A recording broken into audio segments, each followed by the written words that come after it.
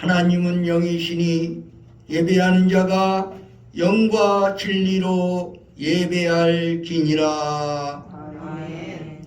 거룩하신 하나님, 이 복된 주일 아침에 주의 백성들이 이 자리에 모였습니다.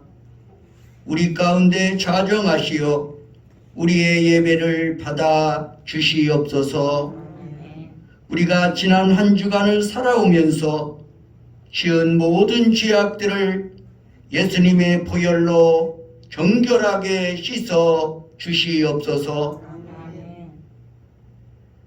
주의 말씀과 주의 성령으로 우리를 새롭게 하시고 새 힘을 부어 주시옵소서.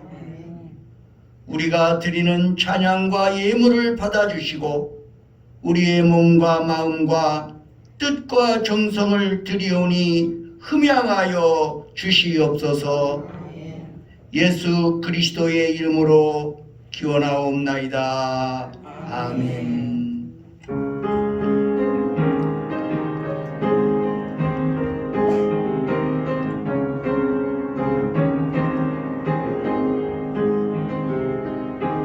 예수 우리 왕이여,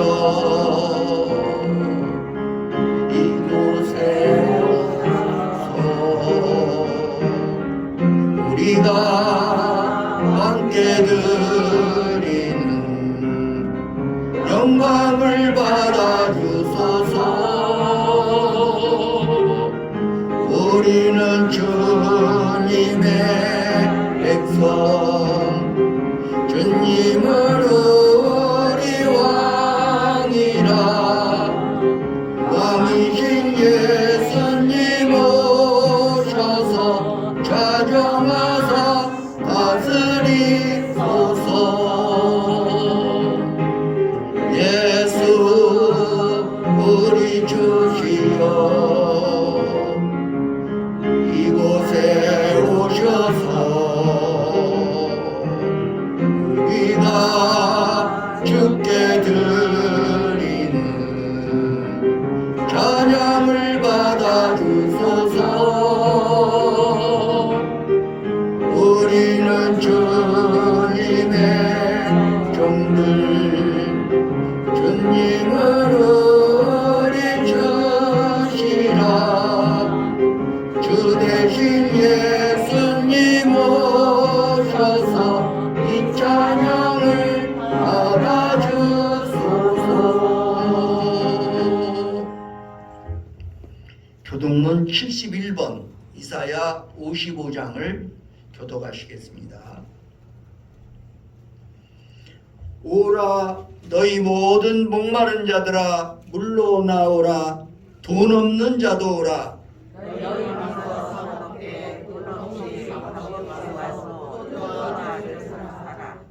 너희가 어찌하여 양식이 아닌 것을 위하여 은을 달아주며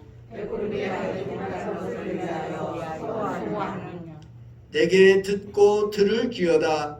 그리하면 너희가 좋은 것을 먹을 것이며 너희 자신들이 기름진 것으로 즐거움을 얻으리라. 너희는 귀를 기울이고 내게로 나와 들으라. 그리하면 너희 영혼이 살리라.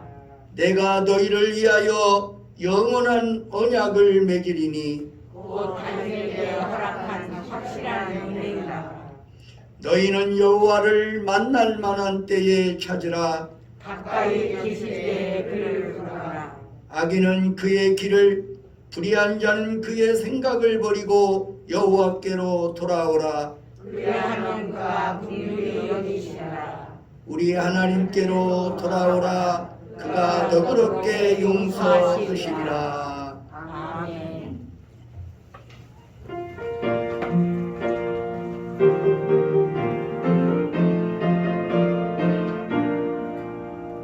죄에서 자유를 얻게 함은 보혈의 능력, 주의 보혈. 시험을 이기고 승리하니 참 놀라운 능력이로다. 주의 보혈 능력이 또다. 주의 피 믿어. 주의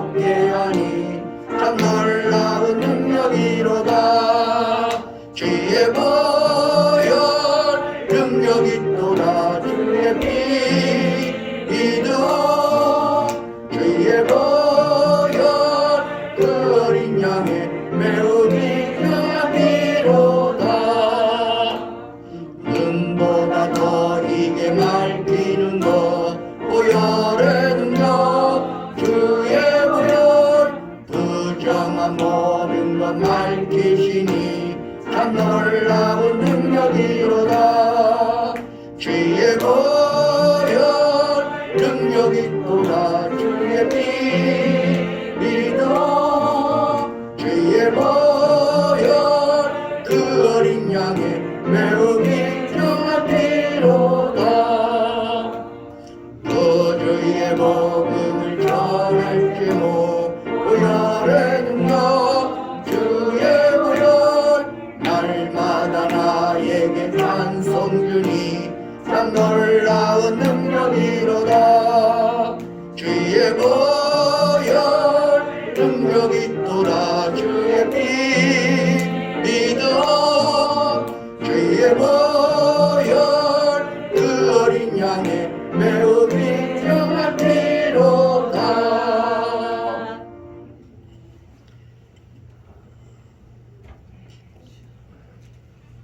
사랑과 은혜가 풍성하신 아버지 하나님, 오늘도 우리를 불러주셔서 우리가 주 앞에 나와 주님을 찬양하며 기도하게 하시니 감사합니다.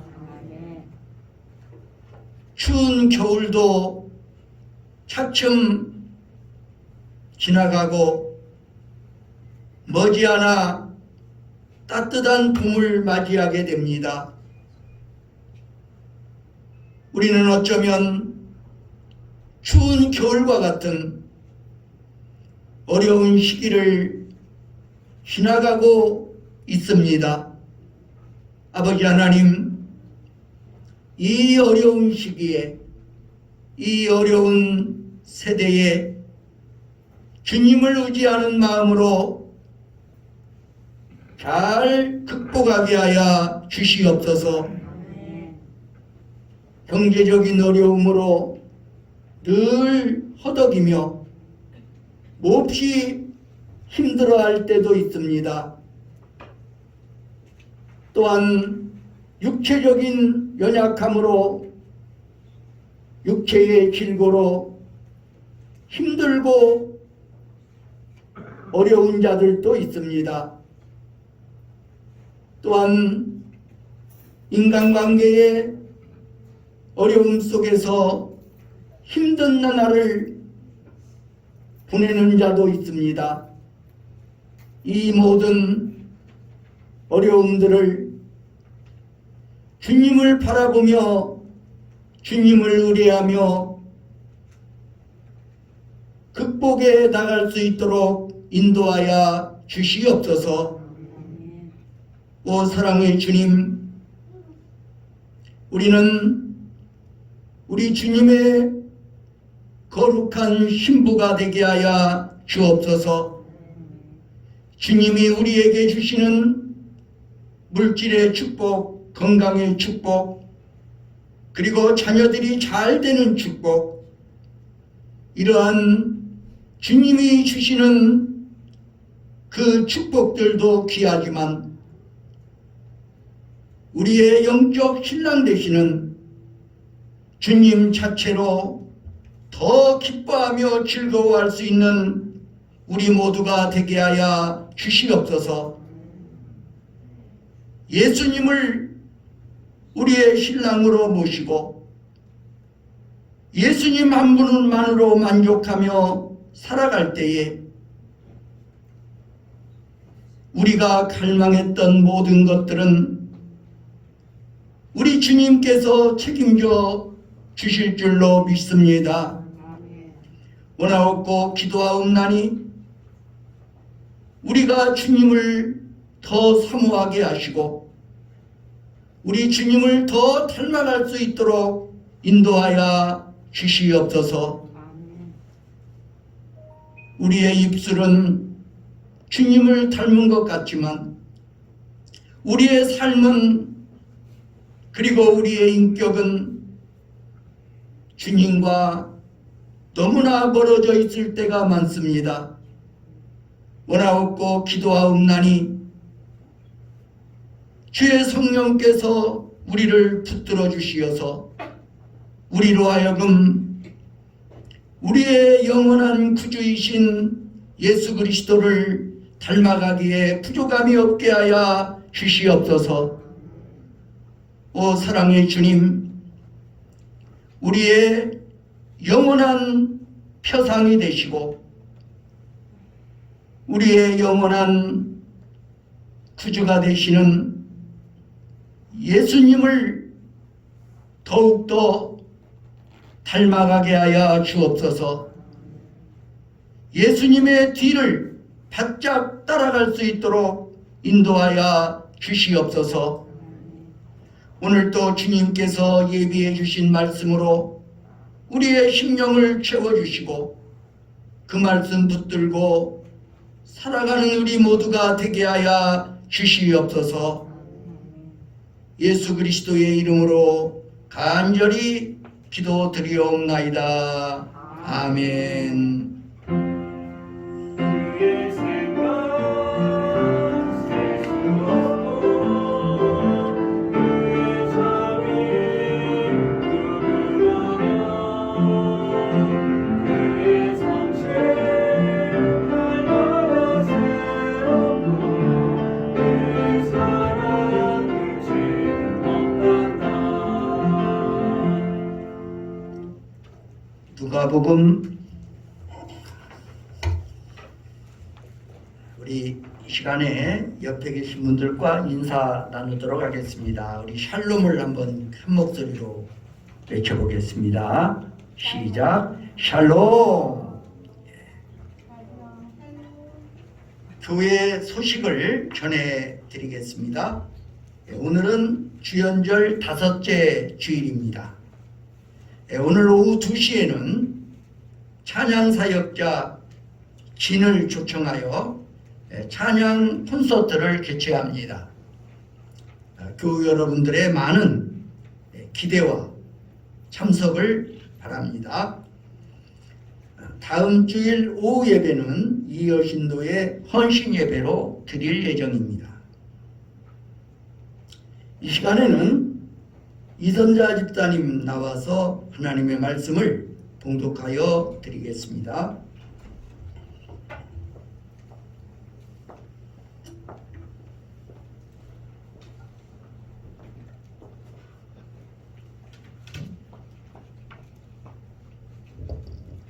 오늘 봉독해 드릴 말씀은 누가복음 4장 16절에서 21절 말씀 봉독해 드리겠습니다.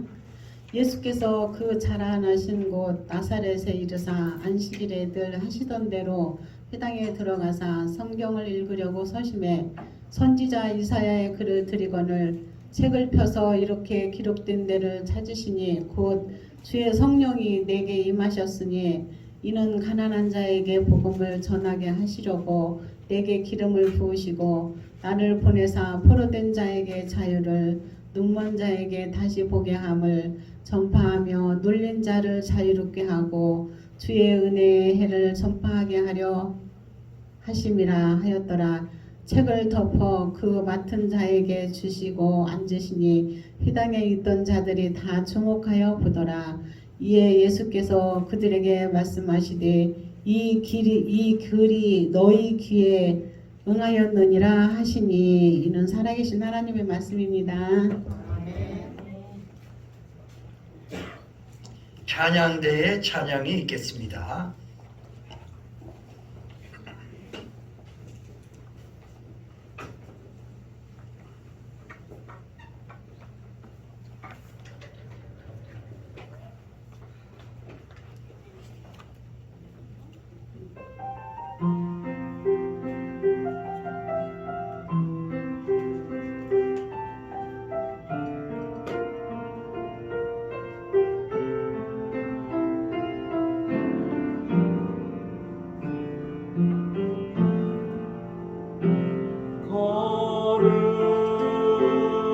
거룩하신 하나님 주께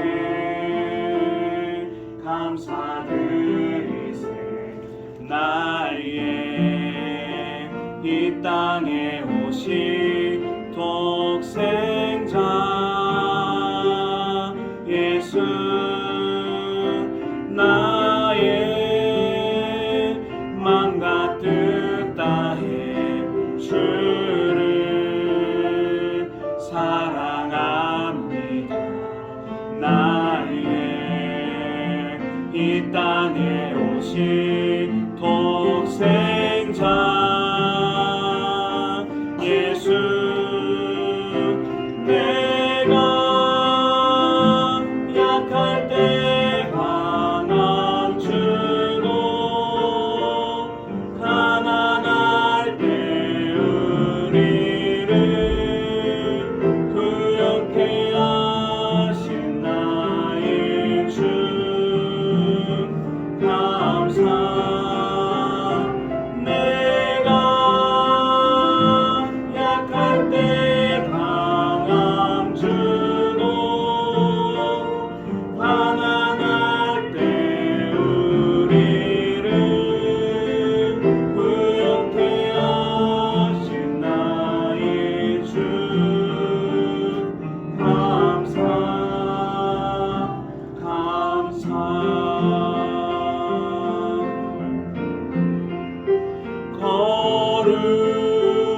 거룩하신 하나님 주께 감사드리세 날 위해 이 땅에 오신 독생자 예수 나의 맘과 뜻 다해 주를 사랑합니다 날 위해 이 땅에 오신 독생자 예수 내가 약할 때 강함 주고 가난할 때 우리를 구역해 하신 나의 주 감사 내가 약할 때 강함 주고 가난할 때 우리를 구역해 하신 나의 주 감사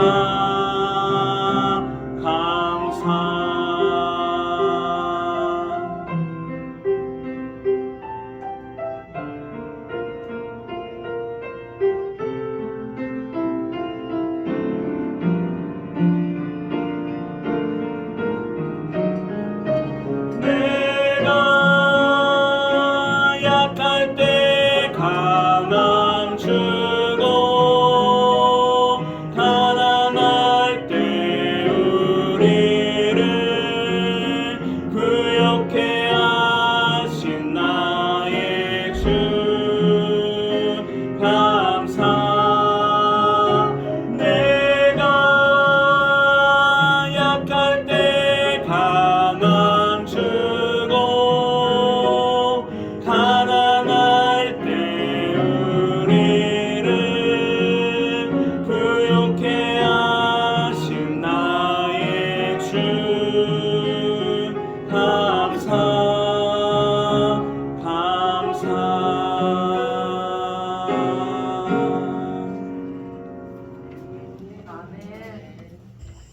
귀한 은혜 감사합니다. 오늘 말씀의 제목은 예수님의 첫 설교입니다. 성경 본문을 보면 예수님이 요단강에서 세례를 받으시고 광야에서 시험을 받으신 후에 나사렛으로 돌아와 해당 예배에 참여하시면서 첫 설교를 하신 모습이 나옵니다. 그 장소는 나사렛 회당입니다. 여기서 예수님은 첫 설교를 통해 메시아로서의 자신의 사명과 그를 따르는 제자들의 사명이 무엇인지 선언하셨습니다. 다시 말하면 본문의 말씀은 예수님의 사명 선언문, 선포식이었던 것입니다. 예수님의 첫 해당 설교에 게시된 메시아의 사명, 그를 따르는 우리의 사명은 과연 무엇일까요? 먼저 가난한 자에게 복음을 전하는 일입니다. 예수님이 나사렛 회당에 들어가 낭독하신 말씀은 바로 구약성경 이사야서의 말씀입니다. 아마도 그날 거기에 있었던 사람들은 세례 요한처럼 장차 오실 메시아를 증거하는 또 한 분의 선지자로 여기고 예수님의 설교 말씀을 대하고 있었는지도 모릅니다. 그런데 놀랍게도 그날 그의 설교의 결론은 이렇게 끝이 납니다. 우리 함께 오늘 본문 21절 함께 읽도록 하겠습니다. 시작. 예수께서 그들에게 말씀하시되 이들이 오늘 너희에게 대합니다 하시니라. 유진 피터슨은 그의 책 메시지에서 이 대목을 이렇게 번역합니다. 방금 너희가 들은 말씀이 역사가 되었다.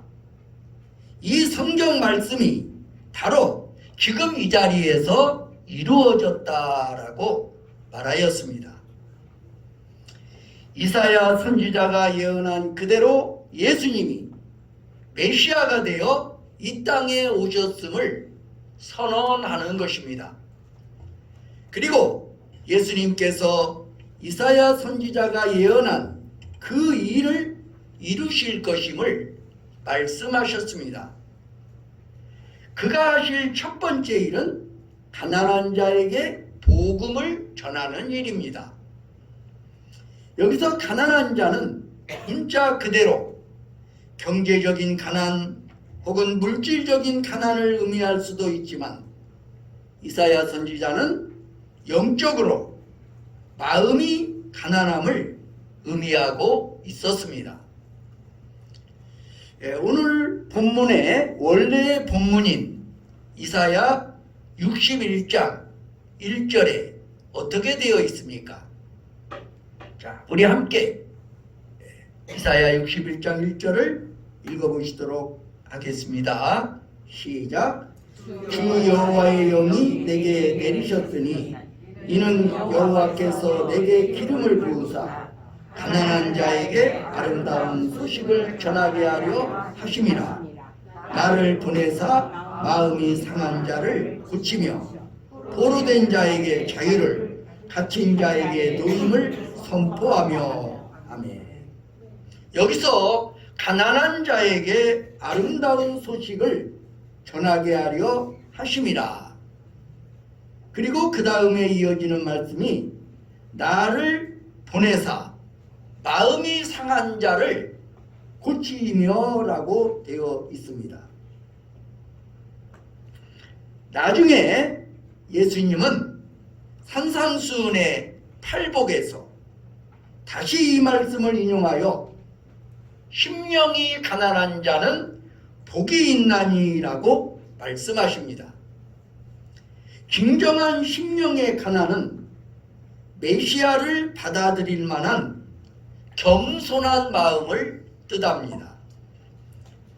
가난한 사람은 절박한 심경의 환자처럼 의사 되신 예수님 앞에 나와 자신의 병든 처지를 인정하고 그분의 치유를 수용할 준비가 되어 있는 사람입니다.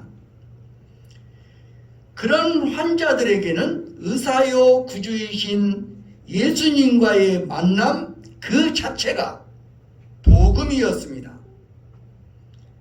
그러나 불행히도 그때 나사렛 마을 사람들은 마음이 가난하지 않았습니다. 그래서 예수님의 메시지를 거절하고 그분을 마을에서 쫓아버렸습니다. 자신들의 죄인됨을 인정할 만한 겸손함이 그들에게는 없었던 것입니다. 지금도 복음을 전하면 많은 사람들이 나사렛 마을 사람들처럼 복음을 거절합니다. 그러나 어떤 사람은 기쁘게 복음을 받아들입니다. 이런 마음이 가난한 사람들을 위해서 우리는 부지런히 복음을 전해야 합니다. 그것이 예수님의 사명이었고 오늘 우리의 사명입니다. 메시아의 사명 또 무엇입니까? 포로된 자를 자유하게 하는 일입니다. 왜 우리의 마음이 상하고 병들었을까요? 바로 죄 때문입니다. 그러나 죄는 한 걸음 더 나아가 우리의 자유를 속박하며 우리를 포로된 자로 만들어버립니다.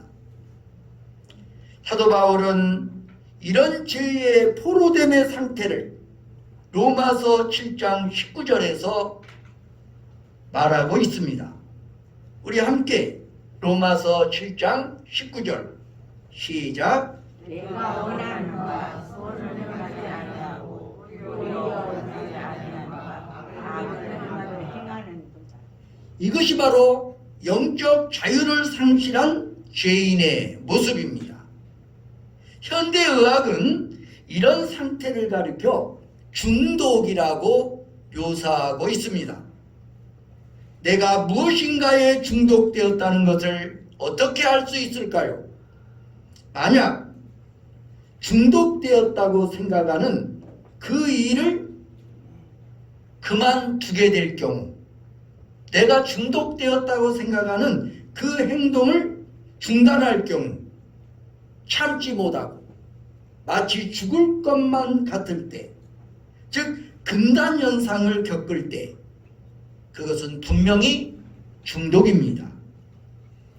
중독과 은혜라는 책을 쓴 정신과 의사요 영성 지도자였던 제랄드 메이는 이렇게 말합니다.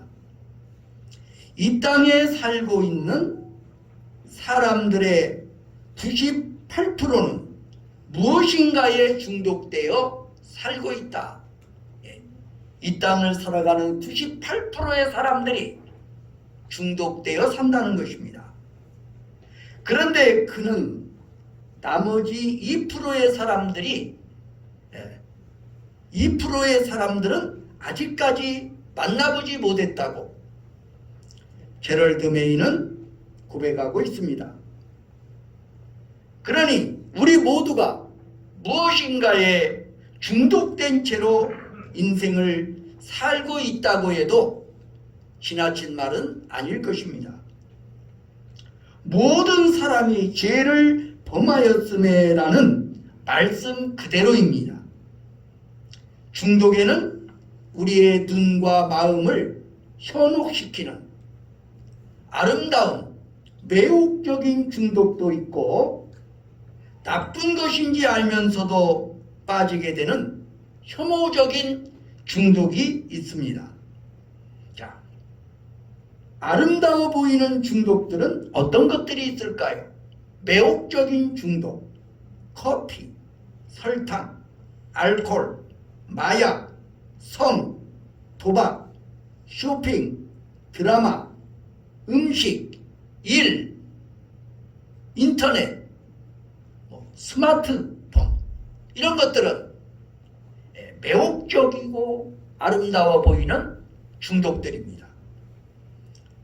혐오적인 중독에는 도둑질, 거짓말, 화내기, 질투, 자살 환상, 이 자살을 묵상하다가 실행에 옮기는 거죠. 이웃 비방, 가식. 그러나 이 모든 중독은 우리에게서 자유를 빼앗아 갑니다. 과연 이렇게 포로된 인생들에게 희망은 있는 것일까요? 예수님은 그렇다고 대답하십니다. 요한복음 8장 36절 함께 읽도록 하겠습니다. 시작. 그러므로 알게 너희를 자유롭게 하며 너희가 스스로 자유로우라. 아멘. 여기서 아들은 예수님이십니다. 어떤 사람은 예수님을 믿는 즉시 자유로워집니다. 반면에 어떤 사람은 신앙 안에 들어와도 진정한 자유를 얻기까지 좀 더 시간을 필요로 한다는 것입니다. 그러나 그가 진지하게 예수님과 예수님의 말씀을 붙들고 있으면 그는 마침내 자유를 얻을 것입니다. 그것이 우리 주님의 약속입니다. 너희가 내 말에 거하면 참으로 내 제자가 되고 진리를 알지니 진리가 너희를 자유롭게 하리라. 이것이 복음입니다. 포로된 자들의 자유. 이것을 위해서 예수님은 이 땅에 오셨습니다. 이것이 예수님의 사명이고 오늘 우리의 사명입니다. 메시아의 사명 또 무엇이 있을까요? 눈먼 자를 다시 보게 하는 일입니다. 죄는 우리의 자유를 빼앗아갈 뿐만 아니라 우리의 눈을 멀게 합니다. 죄는 우리의 방향 감각을 상실하게 하고 방황하게 하는 것입니다. 그런데 예수님이 눈먼 자에게 다시 보게 함을 약속하십니다. 복음입니다. 물론 예수님은 이 땅에 계실 때 문자 그대로 눈먼 자들에게 안수하시어 눈을 뜨게 하셨습니다. 그러나 예수님은 요한복음 9장에 보면 맹인된 자를 치유하면서도 인간의 영적 맹인된 상태에 더 큰 관심을 가지셨습니다. 요한복음 9장이 어떻게 끝나고 있는지 기억하십니까? 요한복음 9장 40절 읽겠습니다. 시작. 바리새인에게서 수하는 자들이 자기만 말씀을 보이되 우리도 맹인인가? 이 바리새인들의 질문입니다. 이어지는 41절 다시 읽습니다. 시작.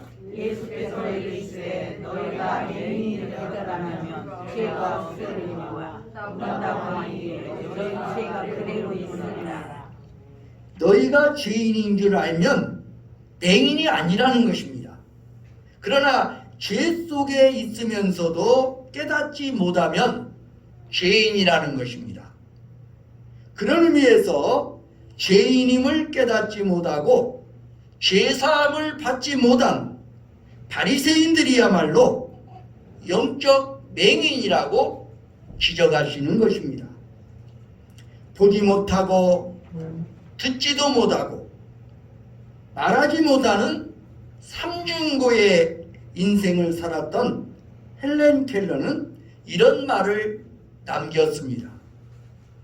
소경으로 태어나는 것보다 더 비참한 것은 무엇인가? 그것은 눈을 가지고 있으되 미래를 보지 못하는 것이다. 헬렌 켈러 여사의 말입니다.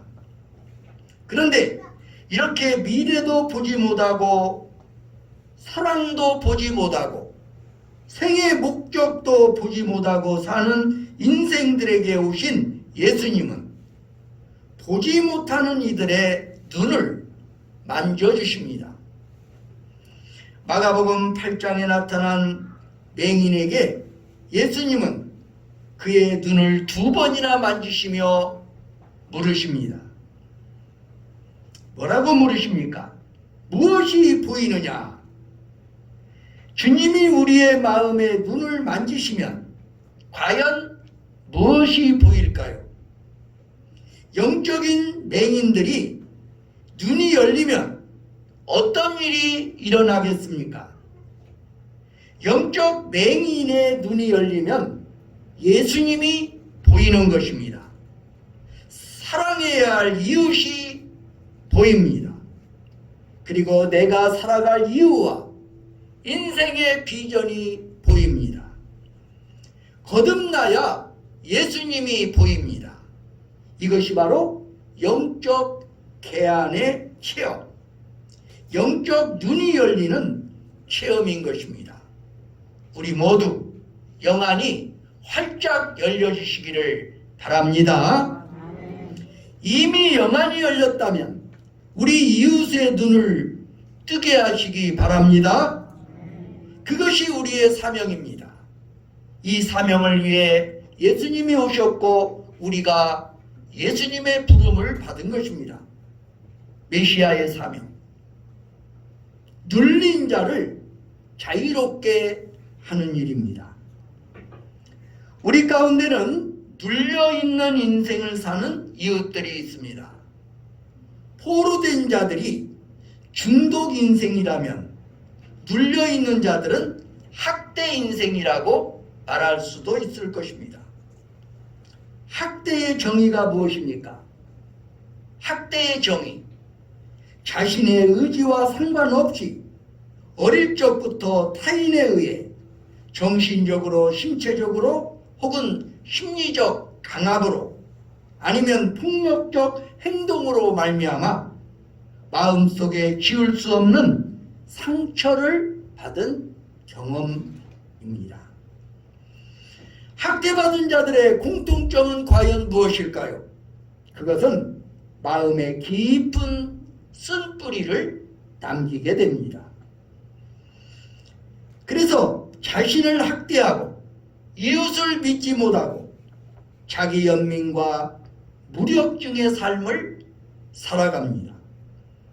그리고 자학의 삶을 살게 됩니다. 성경은 이렇게 사는 이유가 눌림 때문이라고 말합니다. 그리고 그 누름의 배후에는 누르는 자가 있습니다. 누르는 자, 원수 마귀가 배후에 있다고 말합니다. 그런데 예수님은 이런 눌린 자의 곁에 다가오십니다.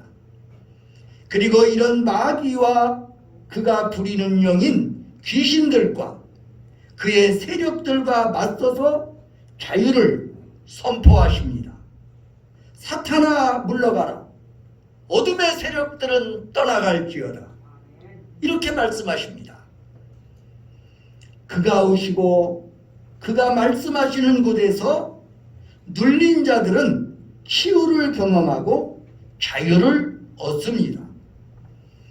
주님은 자신의 제자들에게 복음을 전하도록 위탁하시면서 동시에 그들에게 귀신을 쫓고 병을 고치는 능력을 주신 것을 볼 수 있습니다. 누가복음 9장 1절 우리 함께 합독하십니다. 시작. 예수께서 그들을 보내사 모든 귀신을 제거하며 병을 고치는 능력과 권위를 주시고. 아멘.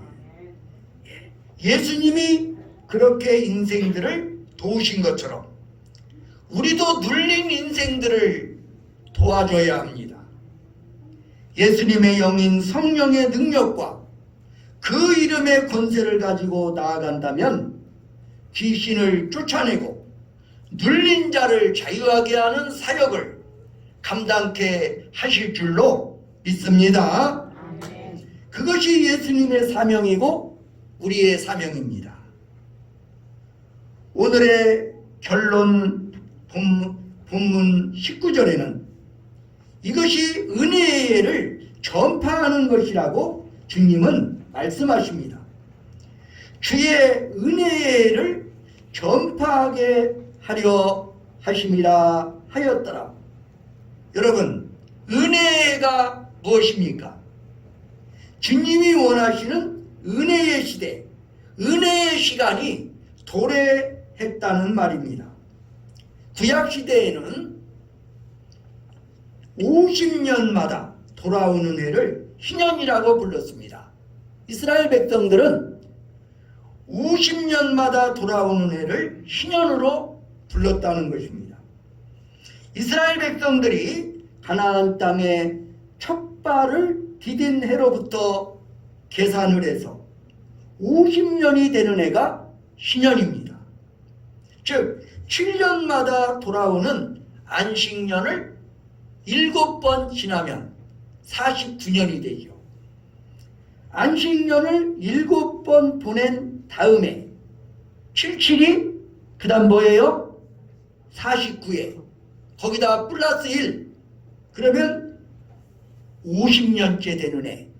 이 해가 무슨 년이라고요? 신년이라는 것입니다. 은혜의 해. 이 신년이 되면 노예는 자유를 얻고 빚은 탕감을 받고 땅도 제 주인에게 돌려주게 되는 문자 그대로 은혜의 해인 것입니다. 예수님의 오심이 바로 그때가 왔다는 말입니다. 흥미로운 것은 이사야 선지자는 이 말씀을 할 때 여호와의 은혜의 해와 보복의 날을 선포한다 이렇게 되어 있는데 예수님은 보복의 날은 의도적으로 일부러 생략하신 것입니다. 이사야 61장 2절에 보면 여호와의 은혜의 해와 우리 하나님의 보복의 날을 선포하여 모든 슬픈 자를 위로하되라고 했습니다. 이 보복의 날은 언제일까요? 보복의 날은 주님의 재림의 때, 심판의 때가 될 것입니다. 그러나 지금 이때는 바울사도의 말처럼 지금은 은혜 받을 만한 때요, 지금은 구원의 날인 것입니다. 그러므로 지금은 은혜를 마음껏 받는 것이 중요합니다. 풍성한 은혜를 누리고 그 은혜를 필요로 하는 이웃들에게 나누고 전해줘야 하는 것입니다. 누가 가장 불쌍한 사람입니까? 우리 주님의 은혜의 시대가 왔는데 은혜 받지 못하고 구원받지 못한 사람이 아니겠습니까? 우리는 이들에게 복음을 전하여 이 은혜를 누리도록 해야 합니다. 우리가 받은 은혜를 필요로 하는 우리의 이웃들에게 이 은혜를 나누고 전하시기 바랍니다. 이것이 우리가 사는 이유이자 주께로부터 받은 우리의 사명인 것을 기억하시기 바랍니다. 기도하겠습니다. 보라 지금은 은혜의 날이요 보라 지금은 구원의 날임을 우리는 믿습니다. 지금이 바로 구원받을 만한 때요 지금이 바로 은혜 받을 때인 것을 우리는 압니다. 예수님께서 이 땅에 오시어 우리를 구원하셔서 우리가 은혜 받았고 우리가 구원받았사오니 이 구원의 문 열렸을 때에 이 복음 전하여 은혜를 나누게 하시고 우리의 이웃들이 주님을 만나게 되는 놀라운 역사가 일어나게 하여 주시옵소서. 언제나 우리의 구주가 되시는 예수님을 우리 인생의 주인으로 모시고 주님의 인도 따라 살아가는 우리 모두가 되게 하여 주시옵소서. 예수 그리스도의 이름으로 기도드리옵나이다. 아멘.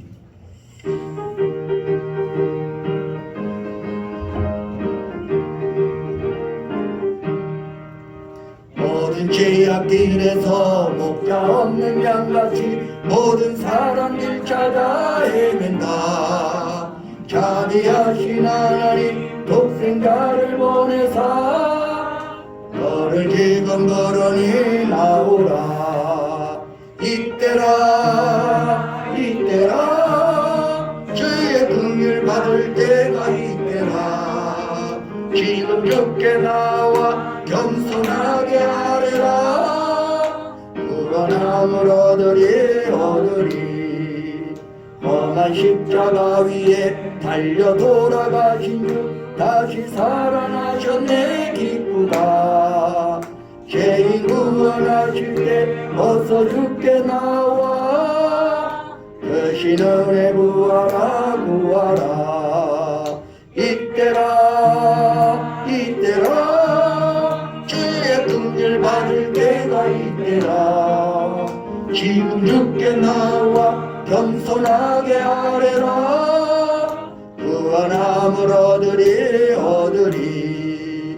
주의 귀한 말씀에 영원 생명 있나니 주님 너를 용서해 주신다. 주가 부르실 때에 힘과 영성 다하여 주의 은혜 받으라 받으라.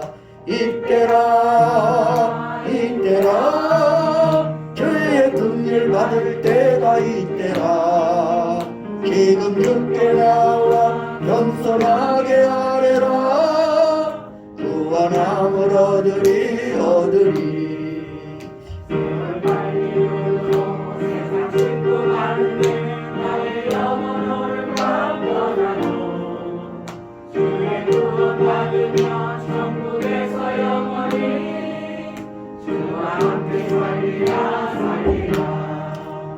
이때라 이때라 주의 긍휼 받을 때가 이때라.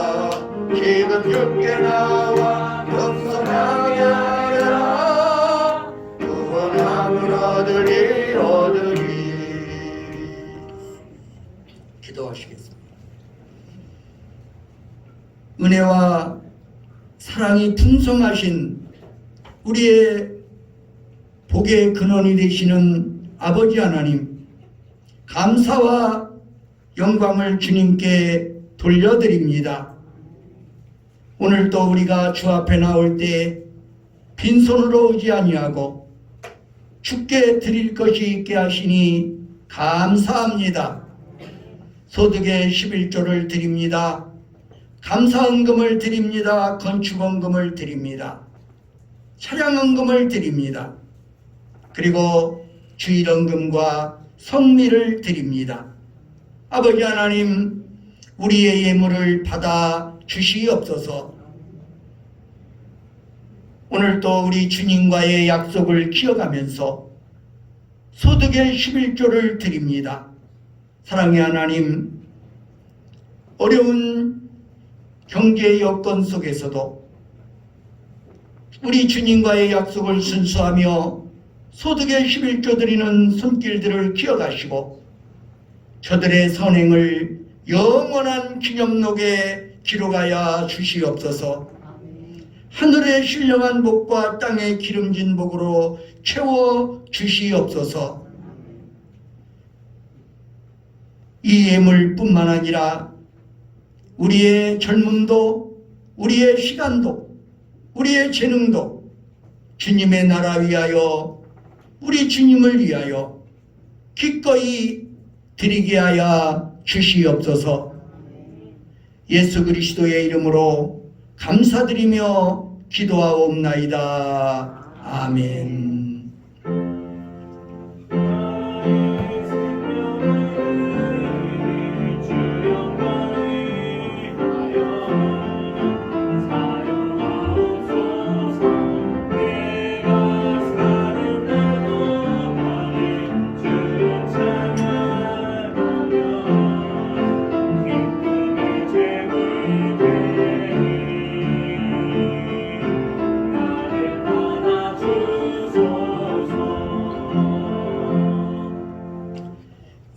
함께 자리에서 일어나셔서 파송의 노래를 부르시겠습니다.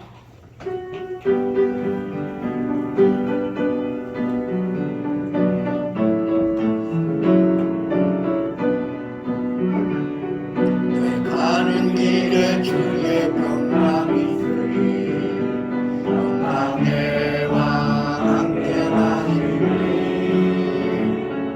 내 걸음 주의 강한 손 다리 끄시리